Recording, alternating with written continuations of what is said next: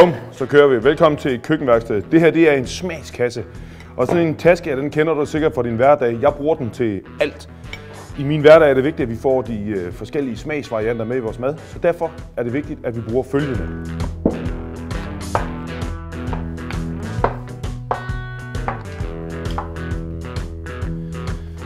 Det her, det er pivvigtigt, når vi laver mad. En god dansk olie. En rigtig lækker italiensk fuldfed olivenolie er noget af det smukkeste, man kan bruge. Du må gerne stege den, men den er altså også god at marinere i.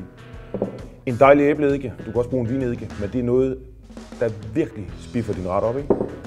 Flåede tomater og en gang pasta, så når vi det hele, og så ved du, hvor vi er. Det her, det bruger vi typisk i biksemad, sådan en god gammel Worcester. Jeg bruger den stort set også til at smagskive med.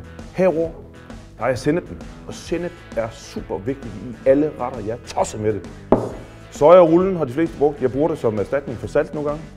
Herover der har jeg dejlig knust sort peber. Rigtig lækkert. Hernede er der flagesalt. Du kan også, hvis du ikke er til flagesalt, så kan du bare bruge almindelig salt. Den her fætter, der står herover, det er parmesan. Parmesan er fantastisk. Hvis du nu for eksempel kogte noget pasta, noget fuldkornspasta selvfølgelig, ikke? Med tomat, rev noget parmesan over, og så kunne du bruge nogle af de her tørrede krydderurter, men du kan også bruge nogle af de friske. Moderurter kalder jeg dem. Det er dild, det er timian og det er persille.